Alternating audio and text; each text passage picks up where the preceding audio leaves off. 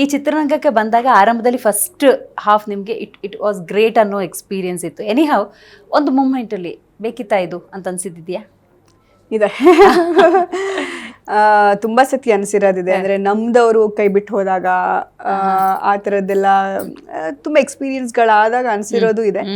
But ನೆವರ್ದಿಲೆಸ್ ನಾವ್ ಯಾರ ಜೀವನನೂ ಯಾರು ನಂಬ್ಕೊಂಡು ಇರೋದಿಲ್ಲ.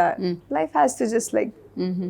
ನಟಿಯರಿಗೆ ಕನ್ನಡ ಚಿತ್ರರಂಗದಲ್ಲಿ ಸವಾಲು ಸ್ವಲ್ಪ ಅಂತ ಅನ್ಸುತ್ತಾ? Yeah it is definitely challenging because ಅಂದ್ರೆ forget about others saying something. ಅಂದ್ರೆ I heard from so many people like ಒಬ್ರು ಸೀನಿಯರ್ ಆರ್ಟಿಸ್ಟೇ ನನಗೆ ಲೈಕ್ ಅಂದ್ರೆ ಮಾತಾಡ್ಬೇಕಾದ್ರೆ ಈಗ ಮೊದ್ಲಿನ ತರ ಇಲ್ಲ, ನಮ್ ಕಾಲದಲ್ಲಿ ಇದ್ದಂಗಿಲ್ಲ, ಈಗ ಎಲ್ರಿಗೂ ಶೆಲ್ಫ್ ಲೈಫ್ ಇದೆ, 5 ವರ್ಷಕ್ಕಿಂತ ಜಾಸ್ತಿ ಏನೋ ಮತ್ತೆ ಅದು ಆಗಲ್ಲ ಅನ್ನೋ ತರ ಅವ್ರ ಬಾಯಿಂದೆಲ್ಲ ಬಂದಾಗೆಲ್ಲ ಒಂದ್ ಸ್ವಲ್ಪ ಏನಕ್ಕೆ ಇವರೇ ಹಿಂಗಂತಾರಲ್ವಾ, we are suppose to break that stereotype ಅನ್ನೋ ತರ ಅನ್ಸಿರೋದು ಇದೆ. ಡಿಸಪಾಯಿಂಟ್ ಆಗುತ್ತಾ?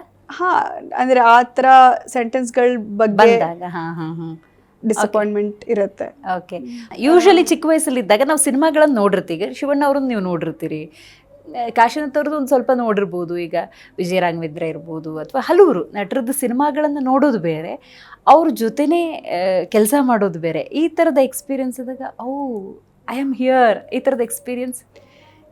I think Vijaya Raghavendra sir ಜೊತೆಗೆ ನಾನು ಸೈಮಾ ಹೋಸ್ಟ್ ಮಾಡಿದ್ದೆ ಒಂದು award show. That will always B memorable. ಅವ್ರ ಜೊತೆ ಒಂದು ಸಿನಿಮಾನು ಬಂದಿತ್ತು, ಅದರಲ್ಲಿ ಅವ್ರ ತಾತ ಕ್ಯಾರೆಕ್ಟರ್ ನನ್ನ ಮೊಮ್ಮಗಳು ಕ್ಯಾರೆಕ್ಟರ್ ಅಂತ ಬಂತು. I didn't want to do that actually. ಅಂದ್ರೆ if I really wanted to share screen space with him as a romantic interest, so that didn't happen. I'm talking about like 5 years, 6 years back.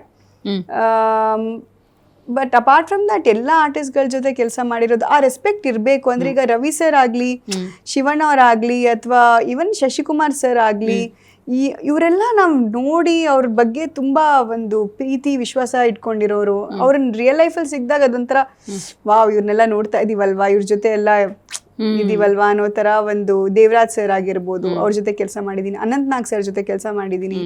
So ಅದು ಅನ್ಸೋದಿದೆ. Ananth sir ಅಂತೂ he was my ಅಂದ್ರೆ ಚಿಕ್ಕ ವಯಸ್ಸಲ್ಲಿ love of my life ಅನ್ನಲ್ವಾ, ಆ ಥರ. So ಚಿಕ್ಕ ವಯಸ್ಸಲ್ಲಿ ಎಲ್ಲಿರುವೆ ಮನವ ಕಾಣುವ ರೂಪಸಿಯೇ ಆ ಹಾಡನ್ನ ಹಾಕ್ಬಿಟ್ಟು ಊಟ ಮಾಡಿಸೋರು. ಸೊ ಹಂಗೆಲ್ಲ ಇದ್ದಾಗ ಅವ್ರ ಜೊತೆ ಕೆಲಸ ಮಾಡಿದಾಗ ಅದೊಂದು ಅಭಿಮಾನ ಎಲ್ಲ ಖಂಡಿತವಾಗ್ಲೂ ಇದ್ದೇ ಇರುತ್ತೆ. ಎಸ್ಪೆಷಲಿ ಅನಂತ್ ಸರ್ ಜೊತೆಗೆ ನಾನು ಕೊಂಕಣಿನಲ್ಲೇ ಕಾನ್ವರ್ಸೇಷನ್ ಮಾಡ್ತಾ ಇದ್ದಿದ್ದೆ. ಹಂಗೆ ಅದಾದ್ಮೇಲೆ ದೊಡ್ಡ ಮನೆ ಹುಡುಗ ಟೈಮಲ್ಲಿ ರಾಧಿಕಾ ಪಂಡಿತ್ ಮೇಡಮ್ ಜೊತೆಗೆ ಟೈಮ್ ಸ್ಪೆಂಡ್ ಮಾಡಿದ್ದು, ಆ ಥರದ್ದೆಲ್ಲ. ಈಗ್ಲೂ ಶೀಸ್ ಇನ್ ಟಚ್. ಅಮ್ಮ ಹೋದಾಗ್ಲೂ ತುಂಬಾ ನನಗೆ ಅಂದ್ರೆ ಆ ಟೈಮಲ್ಲಿ ಇದ್ರು ನನ್ನ ಜೊತೆಗೆ ಕಂಡೋಲೆನ್ಸಸ್ ಕೊಡೋದಾಗ್ಲಿ, ಸಮಾಧಾನ ಮಾಡೋದಾಗ್ಲಿ, ಆ ಥರದ್ದೆಲ್ಲ. ಐ ಥಿಂಕ್ ಎಲ್ಲರೂ ದೇರ್ ಆಲ್ ವೆರಿ ಕಾರ್ಡಿಯಲ್. ಇರ್ತಾರೆ ಒಬ್ರೊಬ್ರು ಸ್ವಲ್ಪ ಮೀನ್, ಒಂದ್ ಸ್ವಲ್ಪ ಏನಾದ್ರೂ ಒಂದು ಚಿಕ್ಕದಾಗಿ ಟಾಂಟ್ ಆ ಥರದವ್ರು ಇದ್ದಾರೆ. ಹೌದು, ಅಂತವ್ರ ಜೊತೆನೂ ನಾವು ಇಂಟರಾಕ್ಟ್ ಮಾಡ್ತಿರ್ತೀವಿ. ಬಟ್ ಕನ್ನಡ ಚಿತ್ರರಂಗದ ಅದೃಷ್ಟವಂತೆ ಅಂತಂದ್ರೆ ನಿಮ್ಮ ಹೆಸರು ಹೇಳ್ಬೋದು. ಯಾಕಂತ ಹೇಳಿದ್ರೆ ಇಂಡಸ್ಟ್ರೀಸ್ ವಿತ್ ಯು, ನಿಮ್ಮ ಹತ್ರ ಮಾತಾಡ್ಬೇಕಾದ್ರೆ ಆ ಫೀಲಿಂಗ್ ಬರ್ತಾ ಇದೆ. ಡೆಫಿನೆಟ್ಲಿ ಅದೊಂದಿದೆ. ಎಲ್ಲರೂ ಇದ್ದಾರೆ ಜೊತೆಗೆ.